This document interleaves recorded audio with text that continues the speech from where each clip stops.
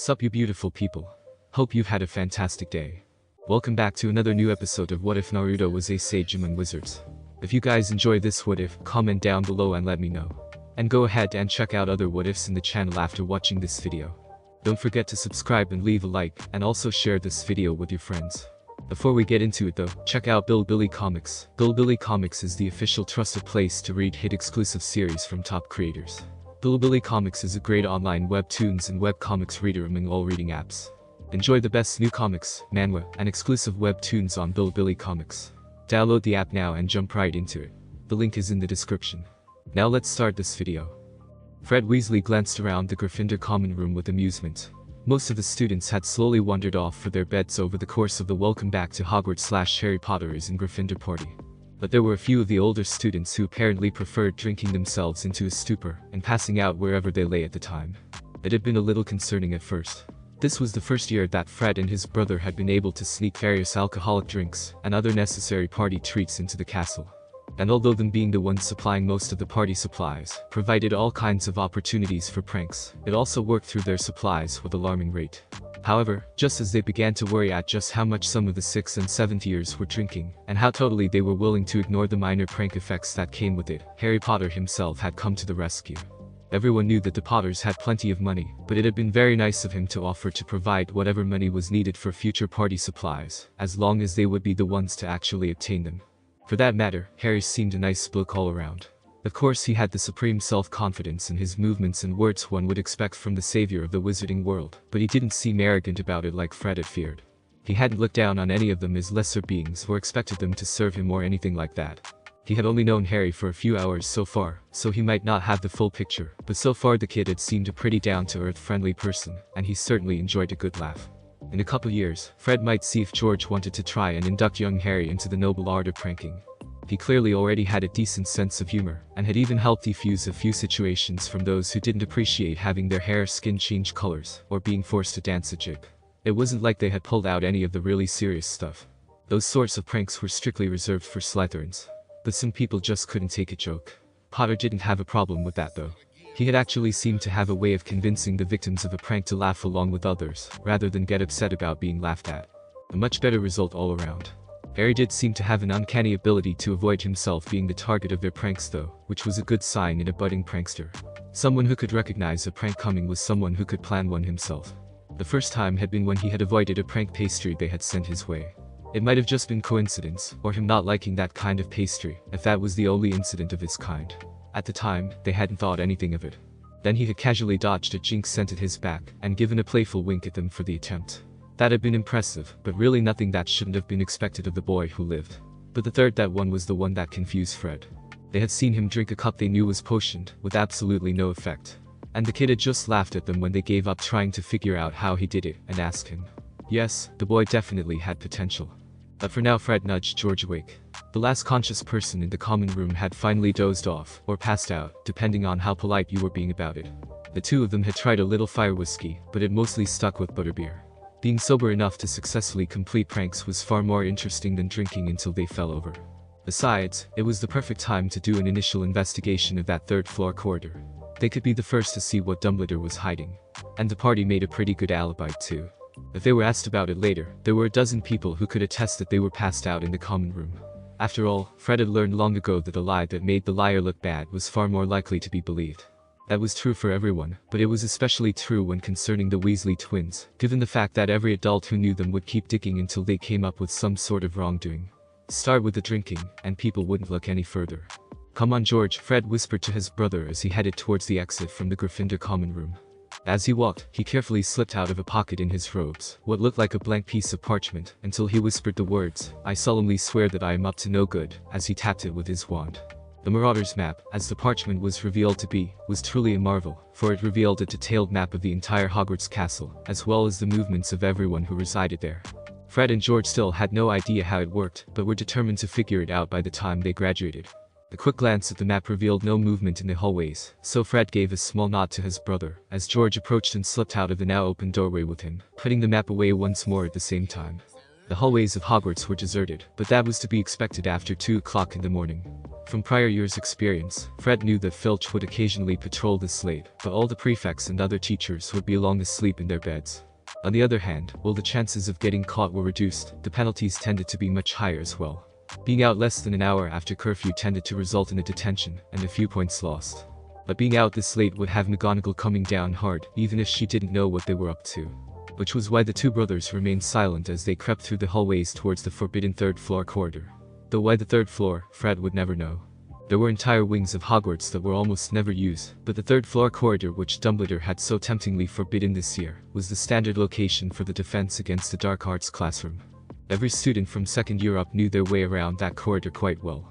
As they approached the entrance to the third floor, Fred whispered to his brother, "Stop for a minute. Let me check the map to make sure no one is up." He then pulled out the map again, activated it, and glanced at it briefly. He didn't expect anyone this late, and was just scanning the hallways nearby for any movement, so he almost missed it. But just as he was about to clear and close the map, he noticed another name where there should have just been two.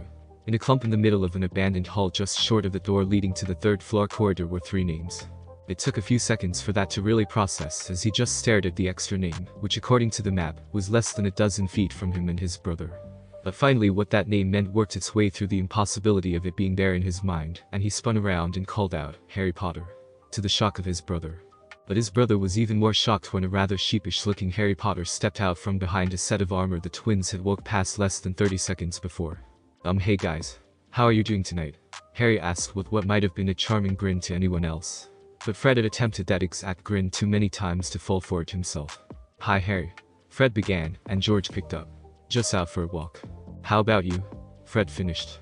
Many people thought that either they planned out these conversations or had some kind of magical twin mental link or something ridiculous like that. Neither was true. Really, it was just a combination of knowing each other really well and being very, very good at improvisation. They knew each other well enough to generally guess the basic direction of the other's thoughts and ideas. And when one of them guessed wrong about where the other was going with something, which did happen occasionally, they were good enough to just roll with the change and continue the conversation, as if it was always planned to go that way. "Oh," Harry responded with a surprised expression on his face. "I was going to go look at the third-floor corridor Dumbledore told us to stay away from. It sounded interesting. I assumed you guys were going there too when you left the common room." The cheeky little bugger then gave a casual shrug and started towards the doorway they were standing in front of as he said, "Oh well. Have a nice walk. Guess I will see you in the morning." "Wait," Fred said, finding himself shocked once again. "You followed us all the way from the common room. I thought you were just hiding there," he said with a vague hand motion towards the suit of armor. The first year had been behind when Fred noticed him on the map. That would have been at least vaguely possible. Fred thought he would have noticed Harry as they passed the set of armor, but it was possible they might have missed him. But surely they would have noticed him if he was following them all the way from the common room. But Harry just shrugged noncommittally before asking, "So how did you know where I was?" "Something about a map. You clearly didn't see me until whatever that is told you I was there." Though that Fred glanced over at George with a concerned look. "That's well," he trailed off and George finished somewhat lamely, "a secret." Normally they were so careful to keep the map hidden from anyone else, only checking it when they were certain no one was watching or listening to them. That hadn't worked out so well for them this time though. Caught by a first year, on the very first night of school. Fred was sure he would die of shame. Or possibly that was just gas. Maybe George could tell him which it was later. Harry cocked an eyebrow questioningly, but he also shrugged and replied, "Okay, I guess. Anyway, we were going to see what made Dumbledore forbid this corridor, right?" Fred glanced over to his twin once again, and found him wearing a matching wide grin, as they both looked back at Harry. "So, Ickle Harrikins wants to go exploring with us," George continued, shifting back into territory more comfortable for the twins. They then advanced on the little first year with wide grins. Any of the older Hogwarts students would have found quite ominous, as they continued shifting back and forth in who spoke. Discover secrets. Find danger. Unravel mysteries. Evade capture. Be a distraction. Act as bait. George finished the steadily increasingly menacing questions, now having advanced close enough to loom over the younger boy. It did not have the intended effect, as Harry simply grinned back at the two and replied in a voice that simply could not be any more bright and chipper, "Sure. That sounds like fun." Fred just looked over at his twin with a slightly confused raised eyebrow, meeting George's identical expression before they simultaneously fell in on both sides of Harry and dropped their arms around the shorter boy's shoulders. "Very well then, my good chum," George began. "Onwards we go, into the unknown. And may you still be alive on the morrow. Or at least not implicate us in your demise," Fred ended in a tone almost as cheerful as the one Harry used moments before. But Harry just continued to grin back at both of them, clearly not intimidated in the slightest. which made for what would have been a rather odd sight if anyone had been there to witness it, as three widely grinning children hurried into the dark and abandoned third-floor corridor late at night, with arms wrapped around each other's shoulders. Having arrived at their destination, none spoke, and they simply looked around for whatever secrets Dumbledore might be hiding here. Not that they could be truly serious secrets, given that telling an entire school to stay away was almost begging said schoolchildren to investigate. But the corridor seemed simply abandoned.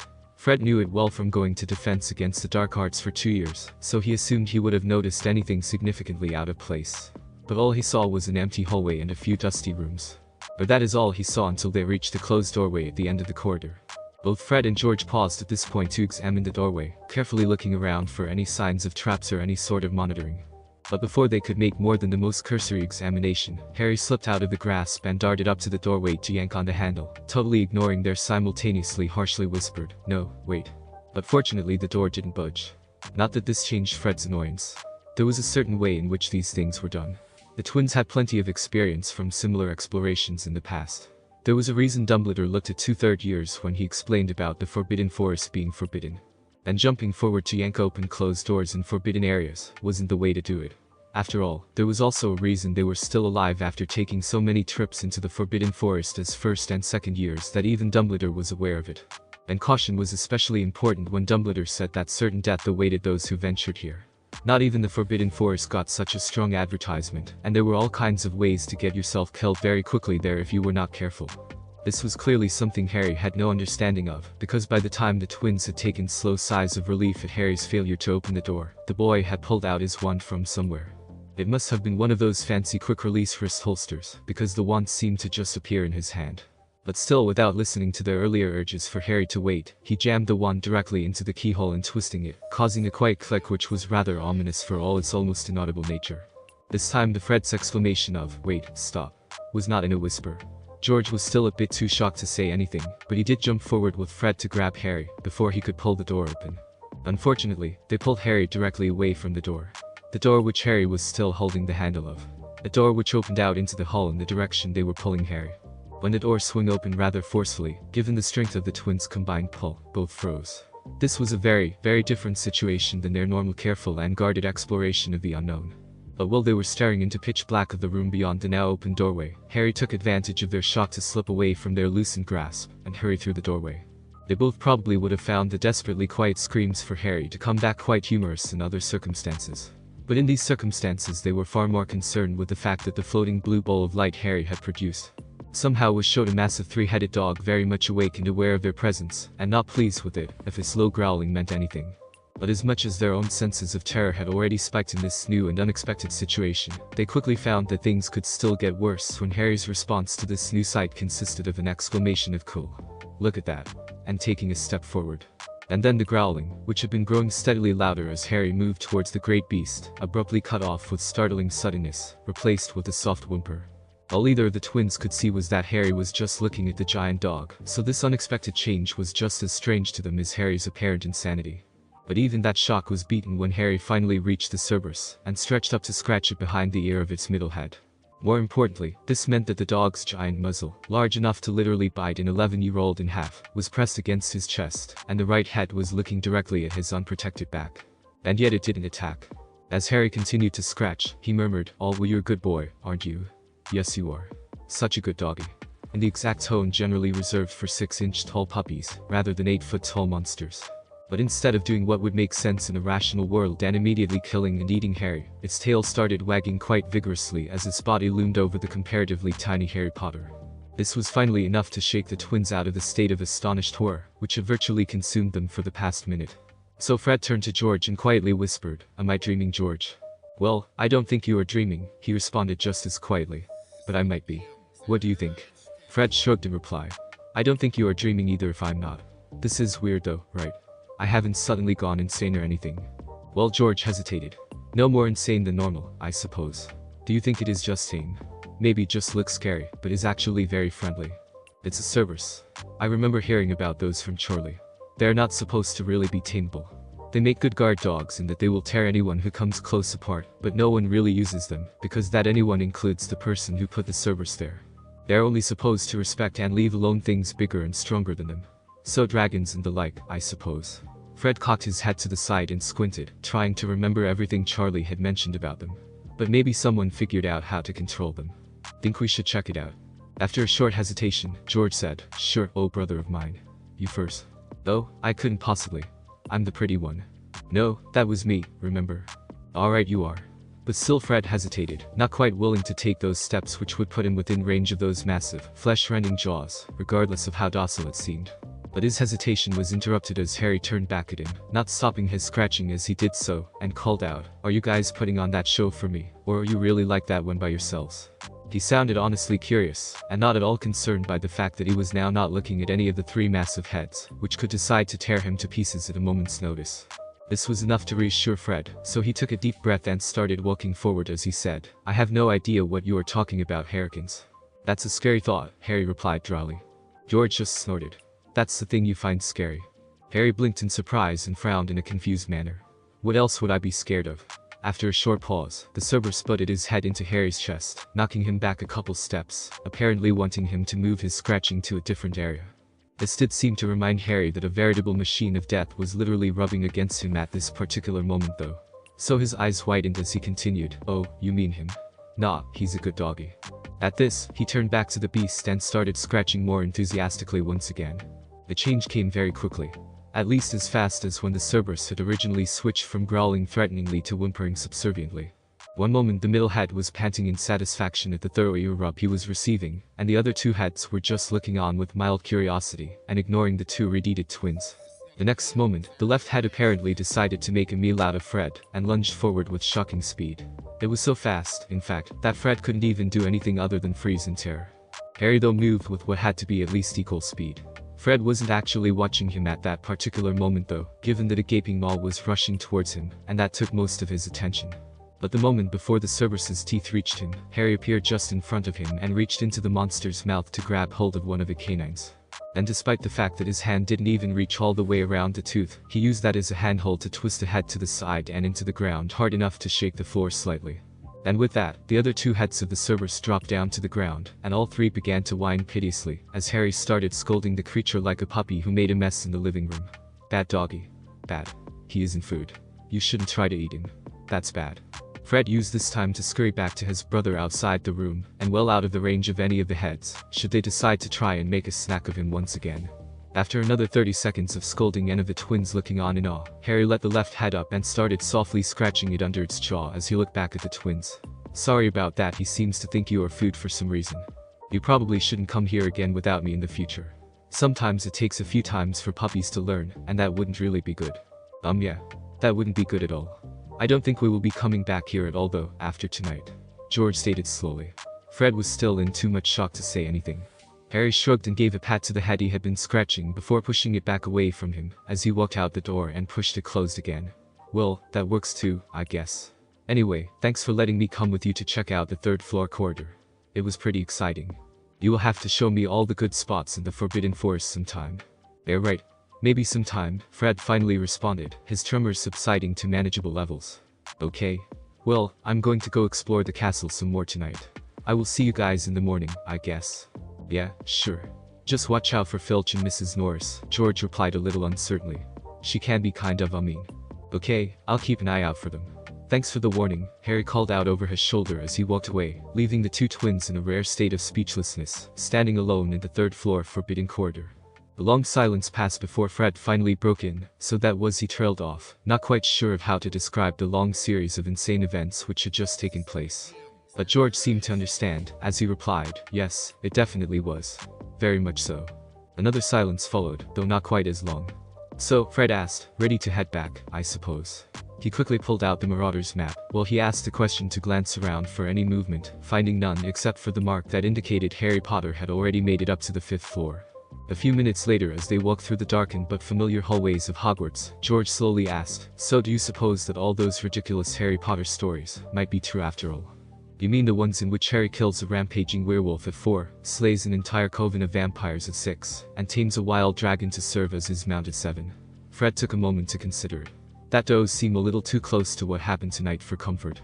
Dad said they weren't real though, but I guess it's possible he was wrong. Another moment passed in silent contemplation before George started snickering.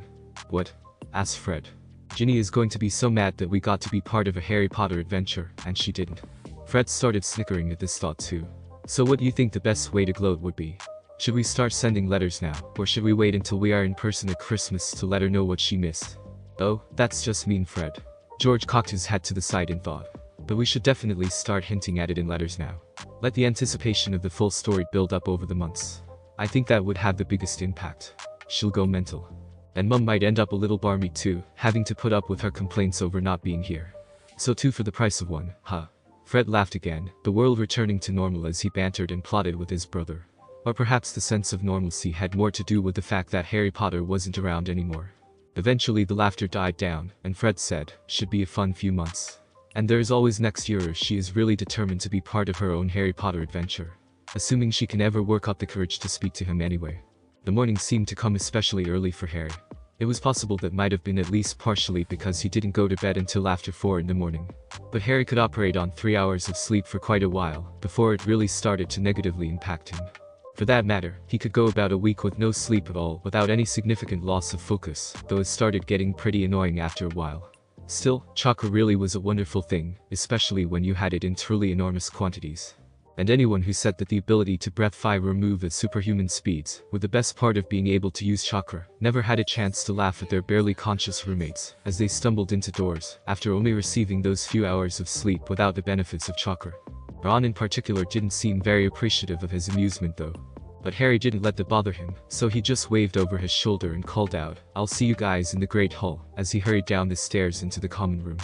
The Gryffindor common room was still pretty messy from the prior night, but most of the current occupants were ignoring that. The majority of them were older students he had met in passing during the party, and they were generally gathering in small groups before heading out of the common room, presumably for breakfast.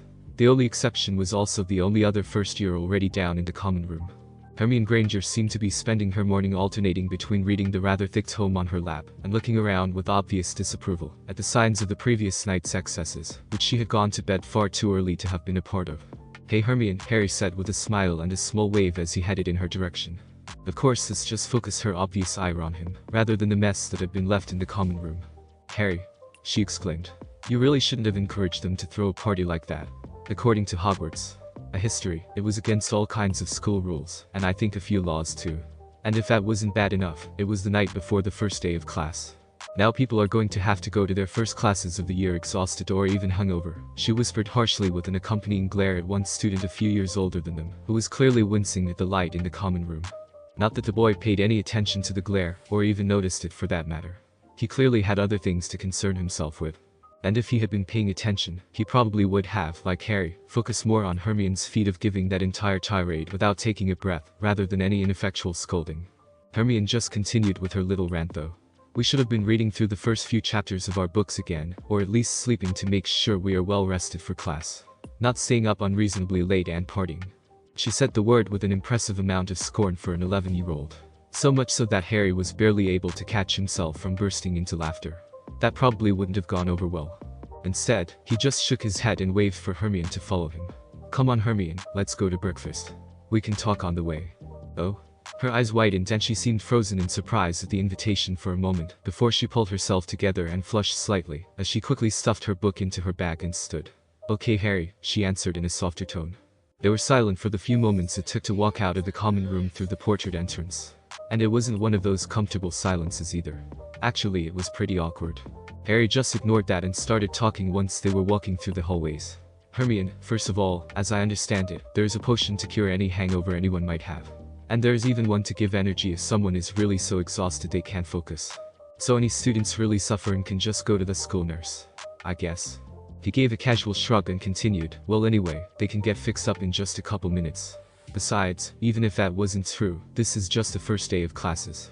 Well, I haven't ever been to a magical class before. I refuse to believe that there is enough difference between magicals and muggles, that the first classes of the year will be all that different. You know, all they will do is hand out the syllabus and discuss what we will be learning this year. Maybe they will demonstrate a little of the magic we will be learning, and at best students will review what they have forgotten over the summer. So it really doesn't matter much if we are not quite at 100% this morning." Hermione looked horrified at the implication that what they were learning today might not be critical information requiring all of their focus to master. But she rallied herself and responded, That's not the point. The professors should have our full attention regardless of exactly what they are teaching. And even if their condition can be fixed with magic, they really shouldn't be bothering the meaty witch with the problems they brought on themselves. And more importantly, she continued, that doesn't change the fact that you were breaking the rules.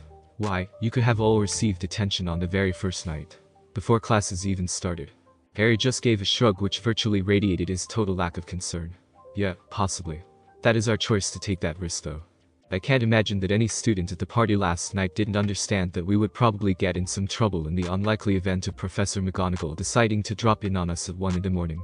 But each of us decided that having some fun and meeting some new people was worth that risk. And also worth being tired and possibly hungover in the morning.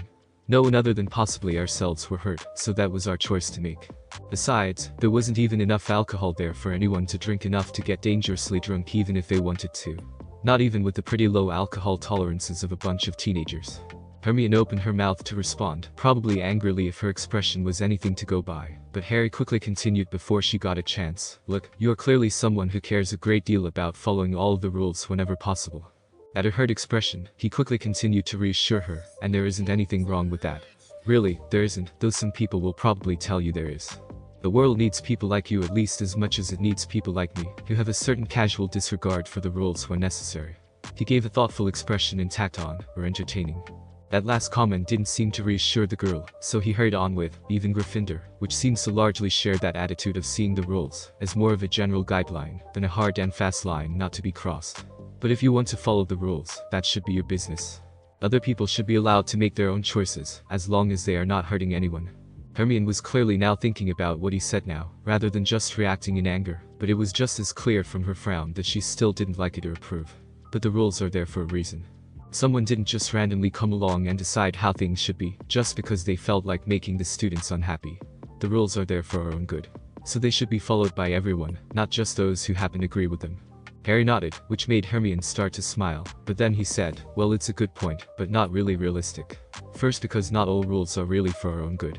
Frequently the people who created the rules didn't think through all the implications. Or sometimes they were even purposefully malicious in creating them. Cutting off Hermione's objection before it could begin, he once again continued, people who create rules are people too. People with their own goals. Sometimes those goals are for everyone's best interest, and sometimes they are just for their own best interest. Anyway, even if that isn't the case, rules tend to be overgeneralizations about what people need that don't really apply to all people or in all situations. For example, the particular rules in question from last night's little gathering. For many people, yeah, it probably would have been better for them to get a few more hours of sleep and not drink so much. For me though, I don't need as much sleep as most people, and as far as I can tell, it is literally impossible for me to drink enough to become intoxicated. Probably just something weird about my magic, but my point is that the reasons behind the rule not to stay up late drinking just don't apply in my case. Even if that is true, Hermione answered in a tone that said she still didn't agree. You still acted as a bad example to a lot of other students that did suffer from those things. Yeah, but they're the ones who chose to do it. Besides, it could be argued that in this particular case, the benefits of forming new friendships with our housemates are greater in the long term than any of the minor consequences of last night anyway. Harry sighed and ran his hand through his hair, which did absolutely nothing to change the short spikes it was in. Regardless, people who decide they don't like or just don't want to follow a rule are going to find a way around it. It's hard enough to try and keep people from breaking rules in ways that do harm others. Wasting your time trying to convince people who are never going to listen not to break rules that at worst only harm themselves is ultimately going to be, well, a waste of time. Not to mention drive people away from you. Hermione had already been opening her mouth to make a retort when Harry's last sentence made her shut it with an audible click as she looked down at the floor and thought as they walked. Harry was content to give her time to think through his words, so they continued through the incredibly confusing hallways of Hogwarts, vaguely in the direction of the Great Hall for another minute in silence. Finally Hermione looked up at him and asked quietly, do I drive people away like that? Harry sighed before answering, I've known you for less than 24 hours, so you probably know the answer to that question better than I do. But a lot of people who place high importance on following the rules tend to. Well, no offense, but they tend to harp on about them to everyone around them who they see breaking rules. It's okay to explain your reasoning about why someone shouldn't do something, but if someone is going to do it anyway, going on and on about it doesn't do anything other than annoy them most of the time. If you want to follow the rules, more power to you. You should do it for your own good though. If others want to break the rules, as long as they are not hurting anyone, you need to be willing to let it go. You don't have to join them if you don't want to, but you have to let others make up their own minds, and maybe learn their own lessons from the consequences of taking those actions, if it comes to that. And even allow them to learn from their own mistakes sometimes. Or yes, you will drive them away. He then gave her a comforting smile and continued, which I hope you don't do, because you seem like a very interesting and intelligent person. If you are willing to let people make up their own minds rather than force your own views on them, I think a lot of people will want to be friends with you. Hermione's smile was a little tentative, and it was clear that she was still considering the implications of the conversation. But Harry was fairly certain that she would take it the right way once she worked everything out in her head. The girl who reminded him so much of Sakura clearly had poor social skills and a skewed view of human interactions. But that was something he could help her with, and if she was willing to work with him, he looked forward to getting to know her better. Breakfast had been a fairly quiet affair, at least initially. Hermione was still clearly working through her issues, so while they did speak about small things in an effort to get to know one another better, there were also long gaps in the conversation. And Harry left her to it. They could discuss it more in the future, but for now, he gave Hermione her space. Eventually most of the rest of Gryffindor joined them, and things livened up quite a bit. This was especially true once the Weasley twins showed up and started carrying on as appeared to be usual for them. Though apart from the occasional long considering glance in Harry's direction, they seemed to be ignoring the events of the previous night. They probably hadn't realized that most of the night's adventure had been a prank on them at Harry's hands. Not that he expected them to realize that any time soon, but that didn't make it any less funny. He did hope he could be there for their expressions when they did finally realize the degree to which a first year had screwed with their heads before classes even started. That should be almost as entertaining as their reactions last night had been. But eventually Professor McGonagall came around and passed out the schedules for the year, so Harry quickly gathered Hermione, Ron, and Neville together to grab their books from the Gryffindor Tower and start their search for the Transfiguration classroom. Which it turned out was first on Monday mornings. The castle continued to be a little frustrating with its unwillingness to conform to basic three-dimensional space, making finding the right way to get to a given location a little difficult. But fortunately the four of them left half an hour before class started, and so managed to arrive almost 10 minutes early as the first people in the classroom. Well, the first except for the cat sitting on the teacher's desk in the front. Though he wasn't sure it was actually a cat. Apart from the Cerberus of the prior night, it was the most magical animal he had seen yet. The magic was far too complicated for him to have any idea what the cat could do with it at this early stage in his magical training, but it was definitely too much magic for it to just be a normal cat. Perhaps one of those Kneazles that he had seen mentioned in his books. But he disregarded that as unimportant for now and physically dragged Hermione to the back of the classroom with Ron and Neville, in spite of her obvious struggles to escape and sit in the front. But she didn't end up saying anything, so Harry just manhandled her into the seat next to his, giving her a bright grin in response to her annoyed glare at the treatment. But she quickly seemed to forget her anger, as the four got into a conversation about what sorts of things they might learn to use Transfiguration for this year, as other students slowly trickled in. Eventually the last couple students hurried into the room several minutes before 8:30, when the class was scheduled to begin.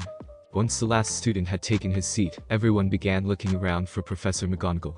Like Harry, the others in the class really didn't think that McGonagall was the sort to be late to her own class, but as the minutes ticked by, it seemed more and more likely. Then, rather suddenly and without warning at the exact scheduled beginning of the class, the cat which had long been sitting quietly on the desk, leaped off, rapidly transforming into Professor McGonagall, before her feet even touched the ground. Without pausing for any questions or even allowing the murmurs of amazement which began to sweep through the room, the stern professor began her speech. "Welcome to my class. I am Professor McGonagall, and this is Transfiguration, which is the art of changing the form of things. Transfiguration is an incredibly useful and versatile art which will serve you well throughout your lives, should you put the necessary time and effort into learning it. But Transfiguration is also some of the most complex and dangerous magic you will learn at Hogwarts," she continued with a threatening tone. "Anyone messing around in my class will leave and not come back. You have been warned." She then demonstrated several uses of Transfiguration which were probably far too advanced for first years. They were interesting though. Apparently not only could objects be changed into different objects, but even into living organisms, which was demonstrated by turning a desk into a pig and back. This was rather fascinating to Harry, because although he could create objects, animals, or whatever else he wanted from nothing with the extremely advanced chakra technique, the creation of all things, he could not change the form of something which already existed. So the idea of being able to do so with magic, especially when it was simple enough to be taught to 11-year-olds, greatly interested him. Unfortunately, after that initial demonstration, most of the rest of the class was fairly boring. Professor McGonagall seemed to be a decent teacher, if a bit excessively stern. But Transfiguration on Mondays was a double class, meaning it lasted slightly over 3 hours. That was a long time to go over a bunch of dry magical theory and transfiguration laws. Harry was pretty sure he could figure out a way to break by the end of the year. After all, if magic could shift one thing into another, there was no reason it couldn't be used to change something into food or gold. Especially since animals could be created, which were just food which hadn't yet been cooked. Personally, he expected that those magical laws were created by the government to prevent the disruption of the economy, and taught to students as absolute laws to prevent anyone from even attempting such things. But regardless of if he eventually found a way to break these laws or not, it was pretty boring learning all about them. Finally, in the last half an hour of class, Professor McGonagall began the first practical segment of any of the students' magical training. A wave of excitement washed through the class as the professor passed out a match to each student. Not even Harry was exempt. Although he could already create displays of power which dwarfed even the best Professor McGonagall could produce, much less the very first spell taught to first-year students, this was still his first foray into gaining direct control over his magic. And magic would someday open up entire new avenues of possibilities for him. But not today, it seemed. Once the matches had been handed out, Professor McGonagall demonstrated the basic spell to turn them into needles and set the class loose. It had only taken a single viewing of the spell for his Sharingan to memorize it. But as he very quickly found out, simply being able to make the one motions for the spell exactly perfectly, and getting his pronunciation just as the professor had demonstrated, were not enough to use the spell. Even knowing the exact flow of magic needed to make the spell work didn't help when he couldn't control his magic enough to make it do what he had witnessed.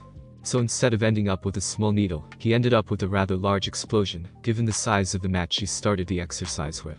Fortunately, after the results of his wand testing a month ago, this outcome was not totally unexpected, so he had already fortified himself with chakra before the explosion, preventing any injury. His desk was not so fortunate. Or the three pieces his desk was now in were not so fortunate, to be more precise. At least they had not been blown very far. One piece had just fallen into his lap, if blasted with enough force to break the ribs of an ordinary child, could be described as fallen. The second slid across the floor for a dozen feet, and the last was still connected to the desk's legs, if barely. But right now the more important factor was probably that everyone in the room had stopped what they were doing and were staring at him. Well, Professor McGonagall was staring at him and marching over in his direction as fast as her legs could carry her short of breaking out into an undignified jog. "Mr. Potter," she exclaimed in what had to be her sternest voice. "What did you do?" She then paused, and just before he could answer that he just attempted the spell she had demonstrated. She proved his earlier assumption about the maximum severity someone's tone could reach incorrect as she asked, "And why do you have a dagger?" This caused Harry, along with the rest of the class, to look down at his wand. It was only then that it really dawned on him that none of the teachers had seen his wand before. He normally kept it within one of the concealed storage seals tattooed onto his right palm, which allowed him to release or reseal it with barely more than a thought, just like the rest of his weaponry.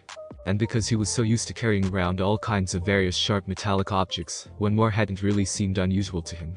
He had known that most wands were wooden from his experience with Ollivander, but he hadn't really considered that the professors might object to him doing magic with a piece of metal sharpened to a needle-sharp point. Wands were weapons already, so what was the difference? I think the technical term is stiletto. He held up his wand to allow a more careful examination. See? No actual blade, just a point, so it isn't really a dagger. He gave a shrug while very carefully concealing his own amusement at Professor McGonagall's expression of shocked outrage. "Anyway," he continued, "this is my wand. Or at least it's what Mr. Ollivander gave me to use. And for the point, he said that would improve its quality as a wand or something. Something about how the shape impacts its ability to channel magic, but you would have to ask him about exactly how that works." And all of that was technically true. The fact that he had specifically asked for the point and that making it into a higher quality wand was exactly the opposite of what someone with unnaturally massive stores of magic and virtually no control over that magic should get was irrelevant. Well, maybe not irrelevant, but certainly those facts wouldn't be appreciated by Professor McGonagall, and Harry wouldn't want to burden her with knowledge that might make her even more annoyed than she already was. It was really for her own peace of mind, does she not know? Finally, Professor McGonagall reached up and adjusted her glasses as she gave Harry a disapproving glare. "And what happened to your desk?" "No idea," Harry responded with a grin he didn't bother to hide. "I tried to spell just like you showed us, and the matchstick, well, it blew up. A lot."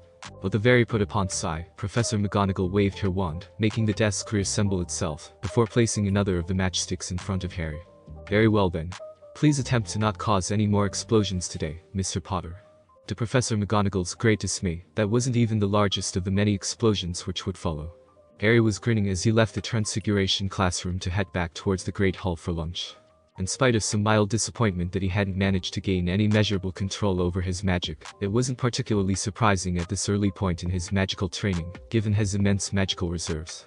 So that was interesting, Neville hesitantly stated as the group walked through the hallways of Hogwarts.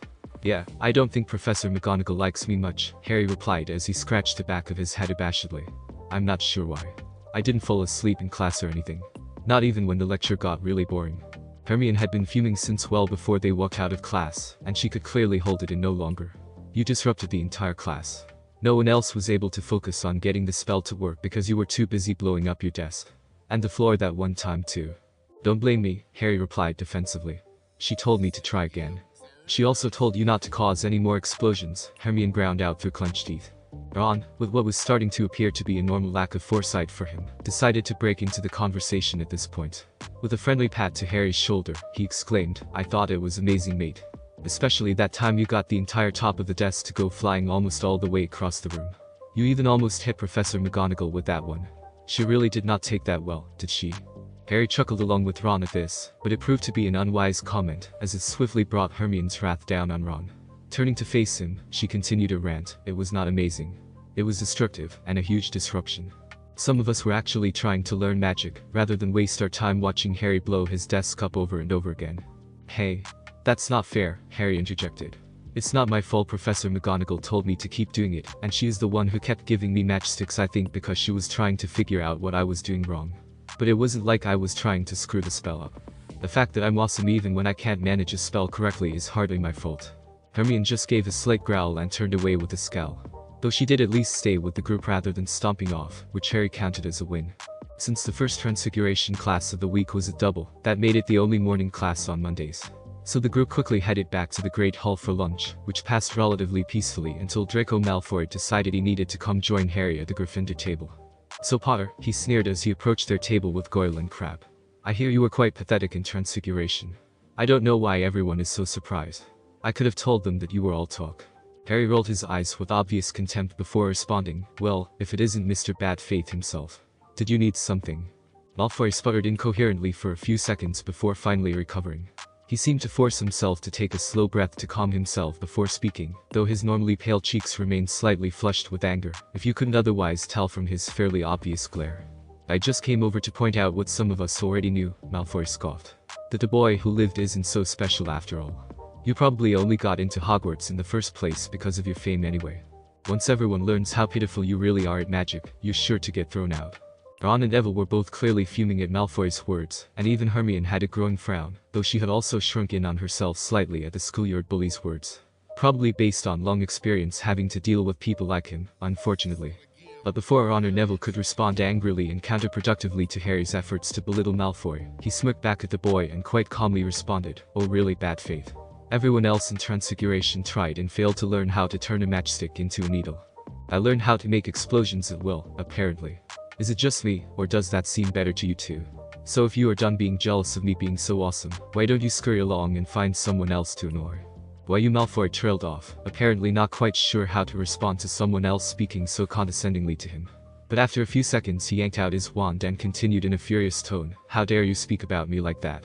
I am Malfoy, and you are just a blood traitor who can't manage the simplest transfiguration without screwing it up.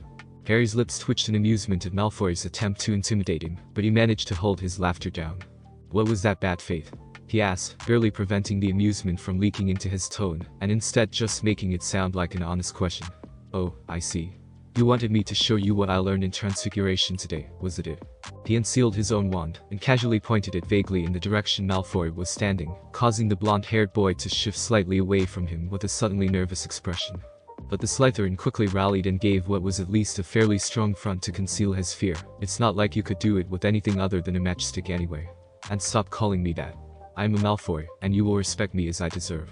Harry just rolled his eyes again and turned away from Malfoy and back to the Gryffindor table, clearly dismissing him with a, whatever, bad faith. Harry also resealed his wand as he turned, using the movement to conceal exactly where it went. Besides, it wasn't like he would need it if it came to that. He would be able to feel the movement of magic long before Malfoy could cast a spell, even if he did try something. Though there would be some amusement in beating him with magic. Because Malfoy was very wrong about him not being able to repeat his success with making matchsticks blow up on a different object.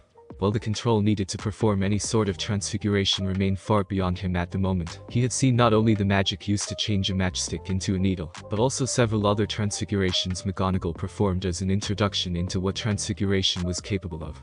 From this, he had found that all transfiguration seemed to work along similar principles. First, the caster's magic was injected into the object to be transfigured. Then the magic was manipulated to cause the object to change form. The second step did appear to differ a little in the specifics of how the change happened for each type of object. But his spells were not even getting to that point. What was causing the matchstick to explode was simply sending both far too much magic into the matchstick, and the massive fluctuations in his magic as he inserted it. Which meant that his matchstick to needle spell could be applied to pretty much anything, and it would make it explode. Normally once the spell got to the second part, if the manipulation of the magic wasn't right to change the object correctly, nothing would happen, but when the injection of the magic itself was causing the explosion that didn't really matter. But, fortunately for Malfoy it didn't come up, since regardless of how infuriated the little prat was, he apparently wasn't quite prepared to cast a spell at the back of the boy who lived in front of dozens of witnesses. So instead he just growled slightly and called out, "Wait until my father hears about this," as he turned and walked away with his 2 bodyguards. Several long seconds passed before Ron burst out, "That was great. Almost as good as the first time you dealt with that snake back on the train." Neville nodded in agreement. "Yeah, it's really great to see you stand up to him. Usually he is always talking down to everyone. It's nice to see him get the same back every once in a while."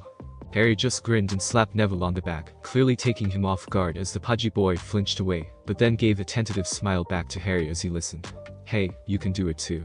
Bad faith over there is just a bunch of hot air. He has been told his whole life how great he is, but he doesn't actually have anything to back it up." The 2 other boys and several of the surrounding Gryffindors who had been eagerly listening and laughed and nodded along. Though if they would ever have the courage to stand up to the bully themselves remained to be seen. Once the laughter died down, Hermione hesitantly added, "Well, I guess so, but you really shouldn't have threatened him like that. What if a teacher had heard you? You could have gotten in a lot of trouble." In response Harry shrugged before giving an expression of such intense innocence that no one would ever possibly believe it was real. "Threaten him? When did I do that? I just offered to show him what I learned in Transfiguration today. I thought he might have wanted some tips." Unable to hold the expression any longer, he broke down laughing before continuing, "Besides, no harm done, right? You need to learn to relax a little and have some fun, Hermione." If her huff of annoyance meant anything, Hermione wasn't convinced, but Harry did note the small, almost invisible smile she couldn't quite conceal. The next several days seemed to pass rather quickly. Like the other students, it took a little while for Harry to get a feel for his various teachers, and it was really too soon to make any final judgments. But so far, Harry was enjoying the Hogwarts experience a great deal. Transfiguration remained by far the worst class, and even that was extremely entertaining. It was the only class in which the professor kept asking him to blow things up, at least. Well, she hadn't used those exact words, but given that blowing things up was the result of every transfiguration spell he attempted, and she kept asking him to do it again, he wasn't sure how else you could describe it, regardless of Hermione's many frustrated attempts. For that matter, keeping himself from bursting out laughing at Professor McGonagall's mounting frustration with his attempts was becoming more difficult. She seemed mildly obsessed with figuring out why his perfect wand movements and spell pronunciations were having such abysmal results. At first she had been convinced it was because of his wand, but apparently after having a conversation with Ollivander at Harry's urging, she had dropped that line of inquiry. He could have told her that because Transfiguration was the area of spellcasting which required the greatest finesse and control over your magic, he was channeling not just far too much power, but an inconsistent flow of power into the object to be transfigured, causing it to blow up. It was something he was quite familiar with from his original attempts at chakra control and early difficulties with similarly sensitive areas of chakra manipulation in his prior life. Unfortunately, he couldn't exactly explain to McGonagall how he understood exactly where his difficulties were coming from, so she would have to figure it out on her own. In the meantime, he found the process rather amusing, as did most of the other students. And most of his other classes were going significantly better. Fortunately, it had turned out that charms had a far lower degree of required control to make the spells work. He did tend to massively overcharge the spells, but unlike Transfiguration, this generally didn't make the spells outright fail, but instead just made them a lot more powerful. Unfortunately so in some cases. For example, the Lumos spell they had learned in the first class had produced a light so bright it had temporarily damaged the sight of about half the class, to the extent they required a trip to the hospital wing. Still, at least the magic worked, and he was perfectly willing to put in the time and effort, learning to tone down such spells to a more reasonable level. And unlike McGonagall, who continued to become more and more frustrated and almost angry with him, Flitwick seemed quite excited by the whole spectacle. Of course, from then on his first attempts at a spell were performed in a shielded area Flitwick created, but that wasn't really a problem. Herbology was a lot of fun too. He had always enjoyed gardening, and having actively aggressive plants made the whole process a lot more interesting. And the occasional subtle use of the Milkutin bloodline effectively gave him a green thumb of absurd proportions. While technically the Milkutin was a wood-controlled bloodline, over the centuries of his use of the ability, Harry had learned to use it to control any sort of plants. Even magical ones, it turned out, though they were marginally more difficult to manipulate. And the possibilities of all of the different things various magical plants were capable of, or would be capable of when combined with the use of the Milkutin, kept Harry very interested in the subject. And his other three classes, astronomy, defense against the dark arts, and history, were all effectively free periods, which he enjoyed. While they were told that the knowledge of astronomy was required in planning of most advanced rituals, and even some high-end potions brewing, nothing he learned in that class was really necessary to him personally. With the Sharingan, he could map the entire night sky in moments, recalling anything that could be found in it instantly, and with greater clarity than all but the best modern telescopes, much less the pathetic medieval ones Hogwarts had them using. He could find any sort of required celestial alignments already if it ever came up, so spending years memorizing various constellations and star movements was really unnecessary.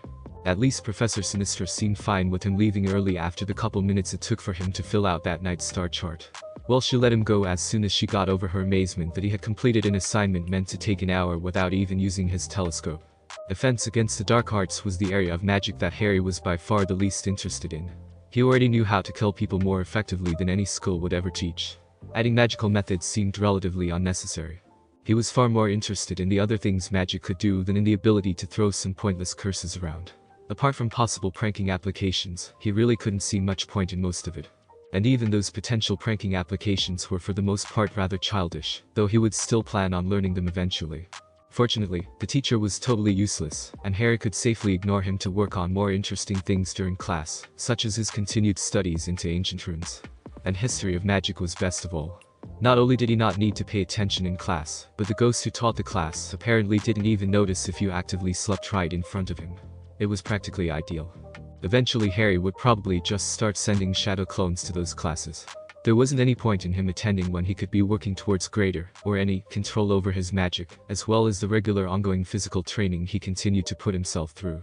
So the only class left that he had yet to attend was Potions, a class which was quickly growing to near legendary levels in the minds of the first years, as the older students told them all about their own experiences with the infamous Professor Snape. Everyone else was quickly becoming rather terrified as the stories grew. Even Hermione seemed nervous when the topic came up. Harry, on the other hand, was almost giddy with anticipation. Apparently not only did Snape unreasonably dislike him for some unknown reason, he was also just generally a terrible teacher and thoroughly unpleasant person. Which was all the excuse Harry needed to move past minor petty pranks and really mess with the man. The only problem was that Harry had to remind himself that he couldn't go too hard on the poor guy. He hadn't really done anything significant to Harry yet at this point. And Harry always preferred to dish out well-deserved justice with his pranks, rather than preemptively target someone, just because they were likely to do something stupid in the future. Unless it was really funny. Then it was okay. And more importantly, if Harry went all out on Snape, he highly doubted the man would last a year at Hogwarts. And that would be most unfortunate, because he was really looking forward to Snape being a source of entertainment for years to come.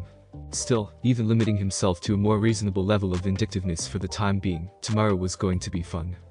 Thanks for listening. I do hope you enjoyed.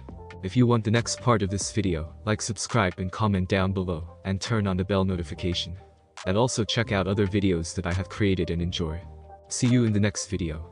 Peace.